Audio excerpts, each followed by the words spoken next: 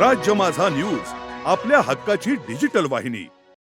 बदलापूर पूर्व police station ADR क्रमांक 53/2022 येथील जी मयत महिला होती निर्जा रुपेश आंबेडकर यांचा मृत्यू झाल्याने या अनुषंगानं हा ADR दाखल होता।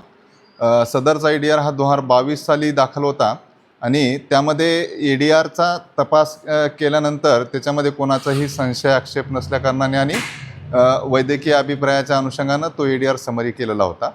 परंतु काही दिवसापूर्वी आम्हाला या ADRच्या अनुषंगानं काही इतर माहिती मिळाली होती। त्या माहितीमध्ये सदरचा मृत्यू हा नैसर्गिक नसून तो एक हत्या असल्याच्या आम्हाला गोपनीय माहिती मिळाल्या होत्या। त्या अनुषंगानं आम्ही मागील 6 महिन्यापासून याच्यावर वर्कआउट करत होतो। याच्यामध्ये याच्यापूर्वी काढलेले जे CDR आहेत त्या CDRचा ॲनालिसिस आणि गोपनीय माहिती या अनुषंगानं त्याचा आमचा तपास चालू होता। या तपास हा पूर्णपणे गोपनीयरित्या चालू होता। यामध्ये 2 तारखेला 2 डिसेंबर 2025 रोजी एक यातील आरोपी जो आहे या आरोपीने एक 109 BNS प्रमाणे एक गुन्हा केलेला होता जो की हाफ मर्डरचा गुन्हा आहे। त्यामध्ये आम्ही त्या आरोपीला अटक केल्यानंतर ह्या घटनेच्या अनुषंगाने आम्ही त्यांना माहिती विचारली तर त्यांनी त्या घटनेची आम्हाला कबुली दिली।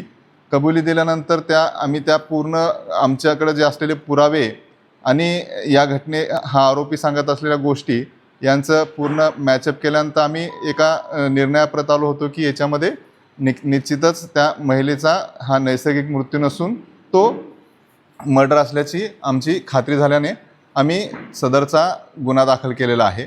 त्याच्यामध्ये आतापर्यंत आम्ही 3 आरोपींना अटक केलेला आहे आणि जो आम्हाला माहिती दिलेला आहे तो इतर गुन्ह्यामध्ये एक आरोपी अटक आहे। 2022 मध्ये निर्जा आंबेडकर यांचा मृत्यू झाला त्यावेळेला पोस्टमॉर्टमचे रिपोर्ट काय होते आणि आता जे काही समोर येतं याच्यात किती तफावत आढळते?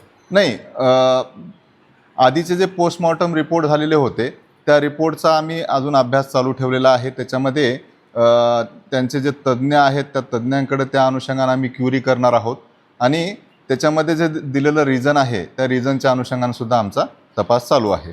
सर किती आरोपींची काही गुन्हेगारी पार्श्वभूमी आहे का? याच्यातील काही आरोपींवर एक दरोड्याचा एक गुन्हा दाखल आहे, काही आरोपींच्या इतर गुन्हेगारी पार्श्वभूमी आहेत।